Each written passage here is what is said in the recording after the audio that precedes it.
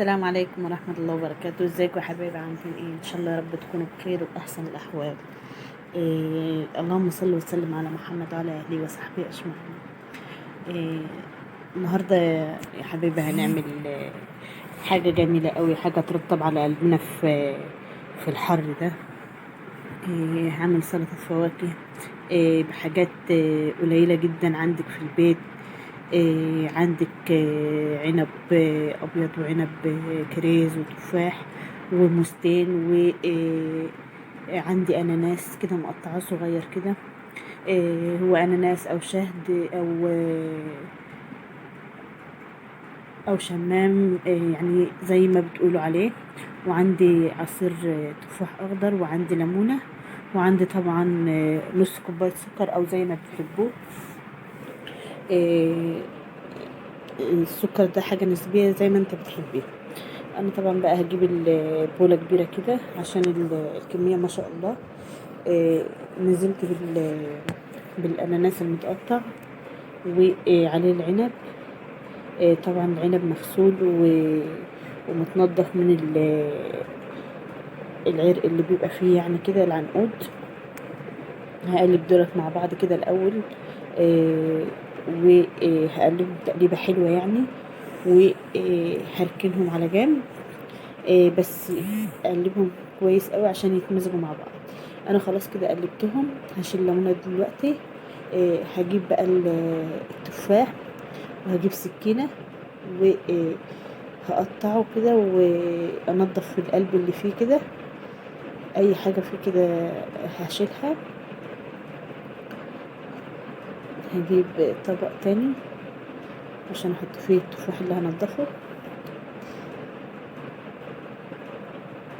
طبعا دي حاجة مغذية جدا لأطفالنا في الحر دوت. احنا طبعا الجو الأيام دي حر يا جماعة جدا، بطريقة ما توصفش. وكمان الكهرباء بتقطع، يعني الكهرباء بتقطع كتير قوي يعني.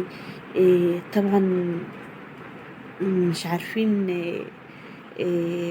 جسمنا بيفقد سوائل كتير، وعايزين نعوض السوائل اللي بتروح دي. انا خلاص خلصت التفاح هنا كده بقى. هجيب هجيب البلانشة الخشب عشان اقطع عليها التفاح. طبعا زي ما حضراتكم شايفين كده انا نضفته زي الفل اهو. طبعا الفاكهه بنبقى غاسلينها ومنضفينها زي الفل. وانا عندي إيه اما باجي اغسل الفواكه كده يا جماعه، بحط معلقه خل مع الفاكهه، ما بتاثرش خالص في الميه بتاعه الغسيل. لو فيها اي حاجه مش كويسه بتروح، بتعقمها يعني. انا هقطع بقى التفاح صغير كده عشان كل حاجة تبقى زي بعضها كده. العنب صغير، وفي ناس برضو بتقطع العنب الواحدة، هي بتقطعها اتنين. بس انا مش بحب اقطعها اتنين، يعني عشان لو قعدت يوم في التلاجة او يومين، تبقى الحباية كده محتفظة بالسوائل اللي فيها، وبتبقى ما تبصش يعني. هقطعه كله بالطريقة دي كله كده زي ما حضراتكم شايفين كده، لحد ما اخلص كل الكمية.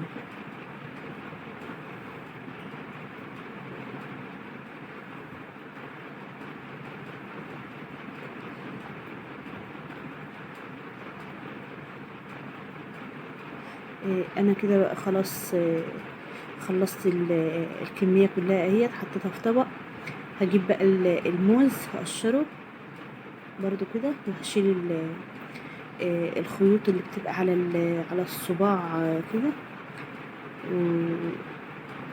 وهجيب برضو الصباع التاني، هقشره برضو واشيل الخيوط اللي فيه، عشان يبقى ما يبقاش فيه خيوط كده او حاجة تضايق اللي بياكل.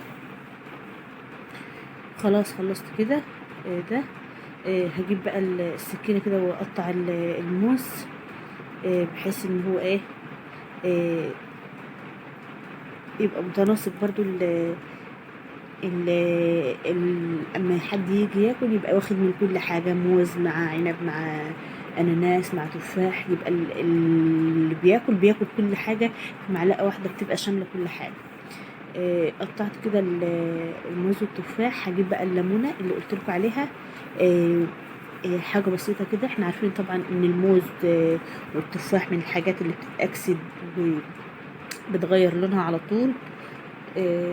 هجيب بقى ليمونة كده وقسمتها وهعصرها على التفاح كده زي ما حضراتكم شايفين كده،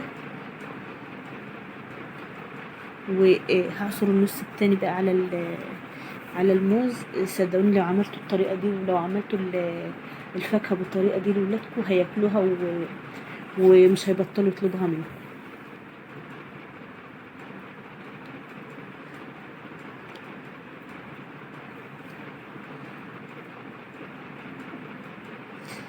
هجيب بقى دولت بقى احطهم على جنب كده، واجيب الطبق اللي انا كنت آه، عملت فيه الفاكهة قبل كده. هنزل بقى بالموز وهقلبه مع بقية الفاكهة، والتفاح طبعا هقلبه عشان الليمون برضو عشان ما يغيرش لون، يبقى الليمون مغلفه كله كده. هقلب بقى تقليبة حلوة كده، تقليبة محترمة عشان كل حاجة تاخد من طعم بعضها. وما اجي انزل بيها تبقى كل الطبق شامل كل حاجة. هجيب بقى التفاح، عصير تفاح اخضر بودر، هيوديلك الطعم في حتة تانية خالص، وهيخليلك المزازة اللي في العنب التفاح والعنب بيبقى فيهم حتة مزازة كده، فالأطفال مش بتحبها ساعات. وهنزل بقى بالسكر. السكر بقى زي ما انت براحتك. انا ولادي بيحبوا الحاجة مسكرة، فبزود السكر شوية زي ما حضراتكم شايفين كده. حاجة مفيدة وحاجة يعني بصي هتحطها في التلاجة وولادك يسحبوا منها كده. جميلة أوي والله العظيم يا جماعة، ومفيدة كمان.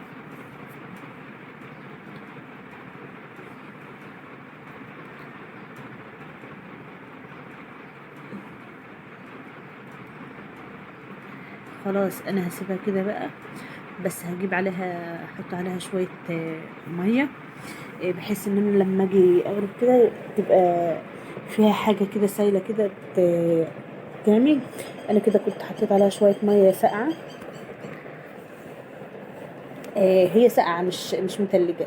انا حطيت بس عليها شوية مية ساقعة، بحيث مثلا ان لو بنتي دخلت عليا وانا بعملها فاعمل لها طبق على طول. ابني دخل عليا وانا بعملها، فمش معقولة هخليه يشوف الحاجة ديت كده واقول له استنى والنبي يا حبيبي لما تسقع. لا انا جبت على طول. ف آه، هم كانوا بقى موجودين، فقلت ما دام انا حطيت عليها ميه ساقعه كده هاكلها لهم دلوقتي، ادوقها لهم دلوقتي واشوف رايهم فيها ايه. آه، نزلت بقى جبت بولتين كده، زي ما حضراتكم شايفين كده، حاجة مغذية وحاجة مكلفتكيش. طبعا احنا بنروح المحلات او الكافيهات بتاخدي كوباية كوكتيل بمبلغ. انت ما كلفتيش حاجة، انت جبت كل حاجة من عندك، ما طلعتيش بره. وهنا بكون بقى خلصت الفيديو بتاعي، والسلام.